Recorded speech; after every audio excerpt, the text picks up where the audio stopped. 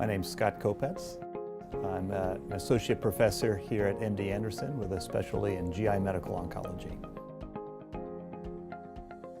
When we talk about colorectal cancer and trying to understand the tumor itself, what we're really trying to do is understand what is broken in the tumor on one hand, what changes have occurred in the tumor itself, and then also what characteristics did the patients inherit from their parents, the DNA that they inherited that would predispose them to the cancer. These are two very different questions, but are important separately for patients to understand.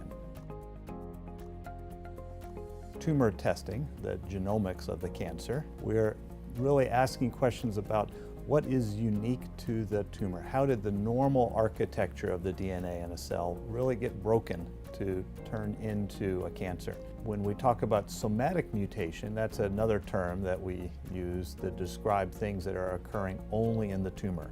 So these are not mutations in your normal DNA, but are changes that are occurring just in the tumor itself.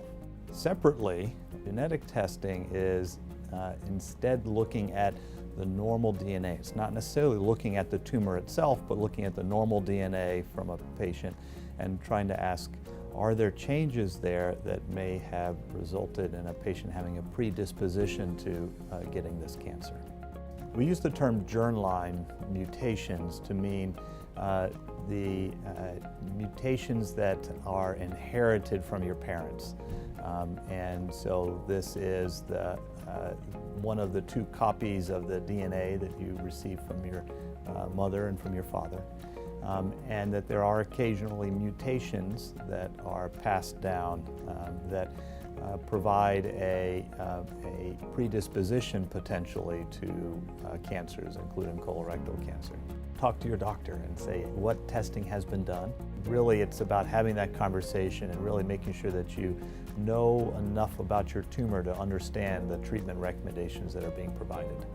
But this is information that is certainly an opportunity for patients really to advocate for themselves, to make sure they're getting not only the best therapies, but also the best biomarker testing, because that can really impact the outcomes and the treatments that may be available.